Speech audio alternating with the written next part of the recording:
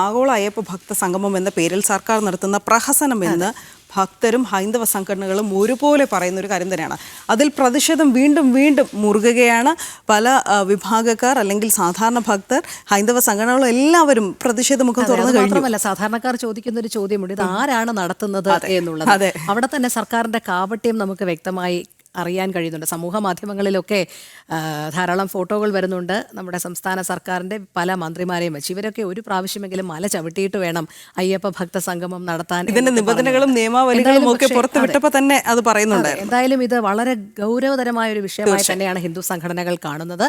കാരണം ഒരുപക്ഷെ സാമ്പത്തിക ലാഭം കൊയ്യുന്നതിനും അല്ലെങ്കിൽ വോട്ട് ബാങ്ക് രാഷ്ട്രീയത്തിനും ഒക്കെയായി നടത്തുന്ന ഇത്തരം കാപട്യങ്ങൾ തിരിച്ചറിഞ്ഞേ മതിയാകൂ എന്നാണ് അവരും പറയുന്നത്. എന്തായാലും വെറും കാഴ്ചക്കാരായി പമ്പയിലെ അയ്യപ്പ ഭക്ത സംഗമത്തിൽ പങ്കെടുക്കില്ല എന്നുള്ള ഉറച്ച നിലപാട് അത് ഉറക്കെ വിളിച്ചു പറയുന്നത് മലയരയ മഹാസഭയാണ്. മലയരയ സമൂഹത്തിൽ നിന്ന് കവർന്നെടുത്ത അവകാശങ്ങൾ തിരികെ നൽകണം, പൊന്നമ്പലമേട്ടിൽ ദീപം തെളിയിക്കാൻ അനുവദിക്കണം, ഇക്കാര്യങ്ങളൊക്കെ ചർച്ച ചെയ്യാനുള്ള ആവശ്യം അവർ മുന്നോട്ട് വയ്ക്കുന്നുണ്ട്. ഒപ്പം അഭിപ്രായം പറയാനുള്ള ഒരു വേദി അയ്യപ്പ സംഗമത്തിൽ ഉണ്ടെങ്കിൽ മാത്രമേ പങ്കെടുക്കൂ എന്നാണ് മലയരയ മഹാസഭ ജനറൽ സെക്രട്ടറിയായ PK സജീവ് പറയുന്നത്. സെപ്റ്റംബർ മാസം നടക്കുന്ന ആഗോള അയ്യപ്പ സംഗമത്തിൽ മലയരയ സമുദായത്തിൻ്റെ നഷ്ടപ്പെട്ടു പോയ അവകാശങ്ങൾ ചർച്ച ചെയ്യുകയും അതിന് പരിഹാരം കണ്ടെത്തുകയും ചെയ്യേണ്ടത് അനിവാര്യമാണ്. അതുകൊണ്ട് ആഗോള അയ്യപ്പ സംഗമത്തിൽ മലയരയ സമുദായം പങ്കെടുക്കുന്നുണ്ടെങ്കിൽ അവർക്ക് അവിടെ അഭിപ്രായം പറയുവാൻ കഴിയുന്ന അഭിപ്രായ സ്വാതന്ത്ര്യം അവിടെ ഉണ്ടായിരിക്കണം. സമുദായത്തിൻ്റെ അവകാശങ്ങൾ ചർച്ച ചെയ്യുവാനുള്ള സമയം സമുദായത്തിന് അനുവദിച്ചു തരേണ്ടതായിട്ടുണ്ട്. അങ്ങനെ ഉണ്ടെങ്കിൽ മാത്രമേ സമുദായം അവിടെ പങ്കെടുത്തത് കൊണ്ട് കാര്യമുള്ളൂ. അല്ലാതെ കാഴ്ചക്കാരായി, കേവലം കാഴ്ചക്കാരായി സമുദായത്തിലെ പ്രതിനിധികളോ ഭാരവാഹികളോ അവിടെ പങ്കെടുക്കുന്നത് കൊണ്ട് അർത്ഥമില്ല എന്നാണ് ഞങ്ങൾ മനസ്സിലാക്കുന്നത്. അവരുടെ ആവശ്യം ന്യായമാണ്. ആദ്യം ഞങ്ങൾക്ക് പറയാനുള്ളൊരു വേദി തരൂ, ഞങ്ങളുടെ ആവശ്യങ്ങൾ ശ്രവിക്കൂ, അതിനൊരു തീരുമാനമുണ്ടാക്കൂ. അല്ലാതെ ഈ പ്രഹസനമായിട്ട് വെറുതെ ആഗോള അയ്യപ്പ ഭക്ത സംഗമം എന്ന പേരിൽ പമ്പയിലൊക്കെ സംഘടിപ്പിച്ചിട്ട് എന്ത് കാര്യം എന്നുള്ള ചോദ്യം കൂടെയാണ് ഉന്നയിക്കുന്നത്. എന്തായാലും വാർത്തയുടെ കൂടുതൽ വിവരങ്ങൾ നൽകാനായി അരുൺ കൊടുങ്ങൂർ നമ്മളോടൊപ്പം ചേരുന്നുണ്ട്. അരുൺ, സുപ്രഭാതം, നമസ്തേ.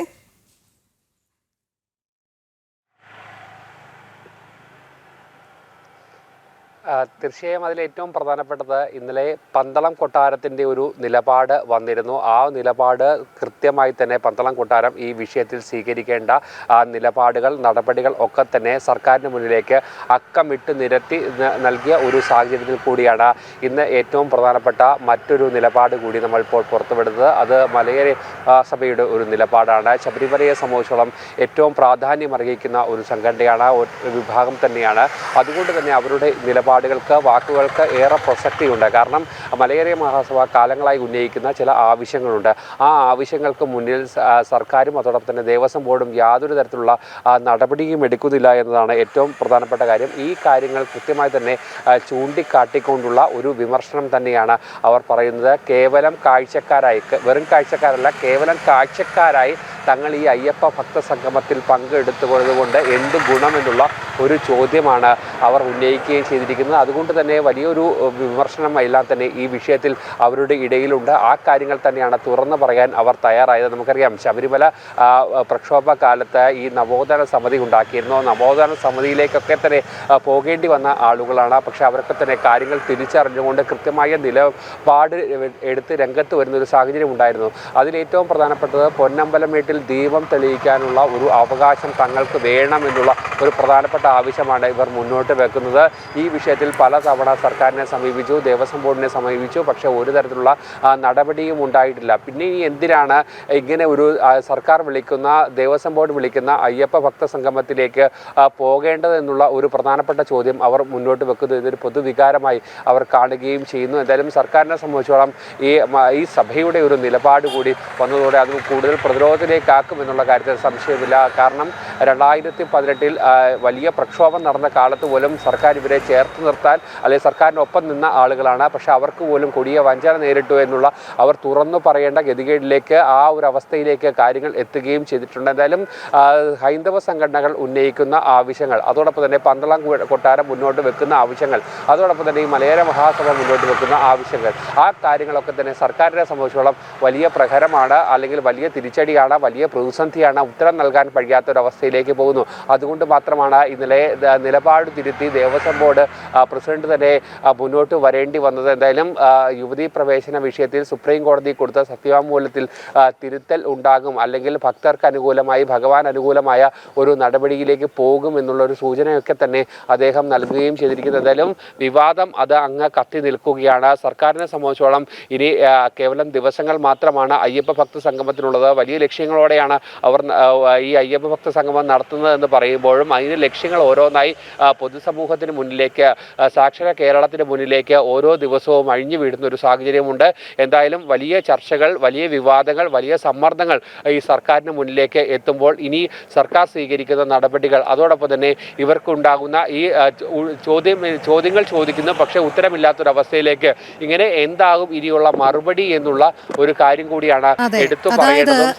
വെറുതെ ആളെ കൂട്ടാനുള്ള ഒരു പ്രഹസനം മാത്രമായി ഈ അയ്യപ്പ ഭക്ത സംഗമം നടത്തണ്ട എന്ന് തന്നെയാണ് മലയാര സഭ വ്യക്തമാക്കുന്നത്, അല്ലേ? കാരണം തങ്ങൾ കാലാകാലങ്ങളായി ഉന്നയിക്കുന്ന ചില ആവശ്യങ്ങളുണ്ട്, അതൊക്കെ പൂർത്തീകരിക്കാമെങ്കിൽ മാത്രമേ ഈ അയ്യപ്പ ഭക്ത സംഗമത്തിൽ പങ്കെടുക്കൂ എന്ന് തന്നെയാണ് അവർ പറയുന്നത്. അവർ വളരെ നിഷ്കളങ്കരായാണ് ആ കാര്യങ്ങൾ പറയുന്നത് എന്നുള്ളതറിയാം. കാരണം സർക്കാർ സ്പോൺസേർഡ് പരിപാടിയിൽ ആരൊക്കെയായിരിക്കും യഥാർത്ഥ ഭക്തർ പങ്കെടുക്കുക എന്നുള്ളൊരു വലിയ ചോദ്യം ഉയരുമ്പോൾ മലയാര സഭ അവരുടെ നിലപാട് വ്യക്തമാക്കുന്നുണ്ട്. തങ്ങളുടെ ആവശ്യങ്ങൾ പരിഗണിക്കുകയാണെങ്കിൽ തങ്ങൾ അതിൽ പങ്കുചേരാം എന്ന് പറയുന്നത്. അതായത് വെറുതെ ആളെ കൂട്ടി ഒരു പ്രഹസനം നടത്തുകയല്ല സർക്കാർ വേണ്ടത് എന്നുള്ള ഒരു കൃത്യമായ നിലപാടുകൂടി അവർ അറിയിക്കുന്നുണ്ടല്ലോ. ഇതൊരു സമ്മർദ്ദത്തിൽ ആകുകയല്ലേ കൂടുതൽ സർക്കാർ? തീർച്ചയായും ശബരിമലയെ സംബന്ധിച്ചോളം ഏറ്റവും പ്രധാനപ്പെട്ട ഇടമാണ് പന്തളം. അതോടൊപ്പം തന്നെ ഏറ്റവും പ്രധാനപ്പെട്ട വിഭാഗമാണ് ഈ മലയേറിയ മഹാസഭ അടക്കമുള്ള ആ ഒരു സമൂഹം. അങ്ങനെ ശബരിമലയെ സംബന്ധിച്ചോളം അതോടൊപ്പം തന്നെ ഭക്തജന സംഘടനകൾ, അയ്യപ്പ സേവാ സമാജമുണ്ട്, ഹിന്ദു ഐക്യവേദിയുണ്ട്, അതോടൊപ്പം തന്നെ വിശ്വ ഹിന്ദു പരിഷത്തുണ്ട്. അങ്ങനെയുള്ള ഈ ശബരിമലയുമായി ചേർന്ന് നിൽക്കുന്ന എല്ലാവരും ഈ ഒരു അയ്യപ്പ ഭക്ത സംഗമത്തിനെതിരെ, അല്ലെങ്കിൽ ഈ അയ്യപ്പ ഭക്ത സംഗമം നടത്തുന്നതിന് പിന്നിലെ ഗൂഢലക്ഷ്യത്തിനെതിരെ തുറന്നടിച്ചുകൊണ്ട് രംഗത്തെത്തുന്ന ഒരു സാഹചര്യമുണ്ട്. അതോടൊപ്പം തന്നെ ഏറ്റവും ആദ്യം ഈ അയ്യപ്പ ഭക്ത സംഗമത്തിൻ്റെ വാർത്താ സമ്മേളനം തിരുവനന്തപുരത്ത് ദേവസ്വം ബോർഡ് മന്ത്രി VN വാസവൻ നടത്തിയ അന്ന് മുതൽ ചോദിക്കുന്ന ഒരു പ്രധാനപ്പെട്ട ചോദ്യമുണ്ട്. എന്താണ് ഈ അയ്യപ്പ ഭക്ത സംഗമം കൊണ്ട് നിങ്ങൾ ലക്ഷ്യം വെക്കുന്നത്, എന്താണ് ഇതിന് പിന്നിലുള്ള ഉദ്ദേശം എന്നുള്ള കാര്യങ്ങൾ കൃത്യമായി ചോദിക്കുന്നുണ്ട്. പക്ഷേ ഇതുവരെയും അതിന് കൃത്യമായ ഒരു ഉത്തരം നൽകാൻ അധികൃതർക്ക് കഴിഞ്ഞിട്ടില്ല. അതോടൊപ്പം തന്നെ മറ്റൊരു പ്രധാനപ്പെട്ട കാര്യം, ഇന്നലെയും ദേവസ്വം ബോർഡ് പ്രസിഡന്റ് പറഞ്ഞിരുന്നു 3000-ഓളം അയ്യപ്പ ഭക്തർ ഈ ഒരു സംഗമത്തിൽ പങ്കെടുക്കും എന്ന് പറഞ്ഞു. ഇവർ ആരൊക്കെയാണ്, എന്താണ് ഇവരെ തിരഞ്ഞെടുക്കാനുള്ള മാനദണ്ഡം, ഇതിൽ ഭക്തജന സംഘടനകൾ എത്രത്തോളമുണ്ട്, ഈ കാര്യങ്ങളിലൊന്നും തന്നെ കൃത്യമായി പറയാൻ അവർക്ക് കഴിഞ്ഞില്ല. എന്തായാലും ചില സംഘടനകളെ സമീപിച്ചു. അതോടൊപ്പം തന്നെ കൃത്യമായി തങ്ങൾ നടപ്പാക്കുന്ന കാര്യങ്ങളൊക്കെ തന്നെ ചില സമുദായ നേതാക്കളുടെ മുന്നിലേക്ക് അവർ എത്തി പറയുന്നത്. പക്ഷേ ഇപ്പോൾ ആദ്യഘട്ടത്തിലൊക്കെ ഈ കാര്യങ്ങളൊക്കെ വിശ്വസിച്ച പല ആളുകളും ഈ അയ്യപ്പ സംഗമത്തിന് അനുകൂലമായെങ്കിൽ ഏറ്റവും ഒടുവിൽ ഈ ചോദ്യങ്ങളെല്ലാം തന്നെ പുറത്തേക്ക് വരുമ്പോൾ അതിൽ നിന്നും പല ആളുകളും പിന്മാറുന്നൊരു കാഴ്ച അത് വരും മണിക്കൂറുകളിലും വരും ദിവസങ്ങളിലും ഒക്കെ തന്നെ നമുക്ക് കാണാം. എന്തായാലും അതിലേറ്റവും പ്രസക്തമായ, ഏറ്റവും പ്രധാനമായ, ഏറ്റവും സുപ്രധാനമായ ഒരു ചോദ്യം എന്നത് ഈ ശബരിമലയിലെ യുവതീ പ്രവേശനവുമായി ബന്ധപ്പെട്ട് സർക്കാരും ദേവസ്വം ബോർഡും സുപ്രീം കോടതിയിൽ കൊടുത്തിരിക്കുന്ന സത്യവാങ്മൂലം തന്നെയാണ്. ആ ഒരു ചോദ്യം, അതായത് ഈ ഭക്തർക്കും ഭഗവാനും വേണ്ടാത്ത, അല്ലെങ്കിൽ ശബരിമലയിലെ ഏറ്റവും പവിത്രമായ ആചാരങ്ങൾ സംരക്ഷിക്കാനാകാത്ത സർക്കാരിന് എന്ത് അർഹതയാണ്, എന്ത് ധാർമ്മികതയാണ് ഈ ഒരു അയ്യപ്പ ഭക്ത സംഗമം നടത്തുന്നത് ഇതിലൂടെ ഉള്ളത് എന്നുള്ള ഒരു പ്രധാനപ്പെട്ട ചോദ്യം ചോദിക്കുന്നത്. പക്ഷേ ആ ചോദ്യത്തിന് ഉത്തരം കൃത്യമായി നൽകാൻ കഴിയുന്നില്ല. അതുകൊണ്ടാണ് ഇതിലെ ആവർത്തിച്ചുള്ള ചോദ്യത്തിന് ഈ ശബരിമലയിലെ ആചാരങ്ങളും അനുഷ്ഠാനങ്ങളും സംരക്ഷിക്കേണ്ടതാണെന്നുള്ള ഒരു മറുപടിയിലേക്ക് ദേവസ്വം ബോർഡ് പ്രസിഡന്റിന് എത്തേണ്ടി വന്നത്. അതുതന്നെയാണ് ഏറ്റവും പ്രധാനപ്പെട്ട ചോദ്യം. അതോടൊപ്പം തന്നെ മറ്റൊരു പ്രധാനപ്പെട്ട ചോദ്യം, ഇന്നലെ പന്തളം കൊട്ടാരം തന്നെ വളരെ സുദൃഢമായ ഒരു നിലപാട് അവർ സ്വീകരിച്ചിരുന്നു. അവർ കൃത്യമായി കാര്യങ്ങൾ, അതായത് ഇതുവരെ 2018 മുതൽ ഇന്നുവരെ എടുത്ത നിലപാടുകൾ, സർക്കാരിൻ്റെ നിലപാടുകൾ തുറന്ന് കാട്ടുന്ന ഒരു വാർത്താക്കുറിപ്പ്, സമഗ്രമായ ഒരു വാർത്താക്കുറിപ്പ് തന്നെയാണ് പന്തളം കൊട്ടാരം ഇന്നലെ പുറത്തിറക്കിയിരിക്കുന്നത്. അതിൽ കൃത്യമായി കാര്യങ്ങൾ ചോദിക്കുന്നു. അതിനൊപ്പം തന്നെയാണ് ഈ മലയേറിയ മഹാസഭയുടെ ഈ ഒരു നിലപാട് കൂടി അതിൻ്റെ സംസ്ഥാന ജനറൽ സെക്രട്ടറി തന്നെ ഇപ്പോൾ ജനൻ ടിവിയോട് വ്യക്തമാക്കിയിരിക്കുന്നത്. രോഹിണി. ശരി അരുൺ, എന്തായാലും ആചാരലംഘനം നടത്താൻ മുൻകൈയെടുത്ത് സർക്കാർ എന്തെല്ലാം നീക്കങ്ങളാണ് നടത്തിയത് എന്നുള്ളത് വ്യക്തമായിരുന്നു. പക്ഷേ അവിടെയാണ് പരമ്പരാഗതമായി ആചാരാനുഷ്ഠാനങ്ങൾ പിന്തുടർന്നു പോരുന്ന നിരവധി കുടുംബങ്ങൾ തന്നെയുണ്ട്. തലമുറകളായി ശബരിമലയുമായി ബന്ധപ്പെട്ട് നിൽക്കുന്ന കുടുംബങ്ങളുണ്ട്. അവരുടെ എല്ലാം അവകാശങ്ങളെ തട്ടിത്തെറിപ്പിച്ചുകൊണ്ട് എല്ലാം സർക്കാരും ദേവസ്വം ബോർഡും പോലീസും കാര്യങ്ങൾ തീരുമാനിക്കുന്ന സാഹചര്യത്തിലേക്ക് കൊണ്ടുചെന്ന് എത്തിച്ചിട്ട് അയ്യപ്പ ഭക്ത സംഗമം നടത്താൻ ഇവരെയൊക്കെ സമീപിക്കുകയാണ്. ഇവരെല്ലാവരും വരണം എന്ന് പറയുന്നു. അതുകൊണ്ട് തന്നെയാണ് തീർച്ചയായും അവർ പ്രതികരിക്കുന്നത്. തങ്ങളുടെ വാക്കുകൾ കേൾക്കുക, തങ്ങളുടെ ആവശ്യങ്ങൾ പരിഗണിക്കുക, അങ്ങനെയാണെങ്കിൽ മാത്രം തങ്ങൾ ഈ അയ്യപ്പ ഭക്ത സംഗമത്തിൽ വരാമെന്നുള്ള ഉറച്ച നിലപാടുമായി മലയരയ സഭ. തീർച്ചയായും നമ്മൾ തലക്കെട്ടുകളിൽ സൂചിപ്പിച്ച പോലെ തന്നെ ഇത് എന്തിനായിരുന്നു? തദ്ദേശ സ്വയംഭരണ തെരഞ്ഞെടുപ്പ് അടുത്തിരിക്കുന്നു. അത് മുന്നിൽ കണ്ടു തന്നെയാണോ? കാരണം ഈ ശബരിമലയിലെ ആചാരാനുഷ്ഠാനങ്ങളൊക്കെ സുപ്രീം കോടതിയെ അറിയിക്കുമെന്ന് ദേവസ്വം ബോർഡ് പ്രസിഡന്റ് ഇന്നലെ പറയുകയുണ്ടായി. അപ്പോൾ ഇതിനു മുൻപ് ഇതൊന്നും അറിയില്ലായിരുന്നു സർക്കാരിന്. പ്രിവിലേജ് കാർഡ് ഉണ്ടല്ലോ, അപ്പോൾ അതുവഴിയും ലാഭം കൊയ്യണം. എന്തായാലും ഇതിനെതിരെ ശക്തമായ പ്രതിഷേധം തന്നെയാണ് ഉയരുന്നത്. കാരണം സർക്കാരിന്റെ ഈ കാപട്യം പലരും തിരിച്ചറിഞ്ഞു എന്നുള്ളത് തന്നെ.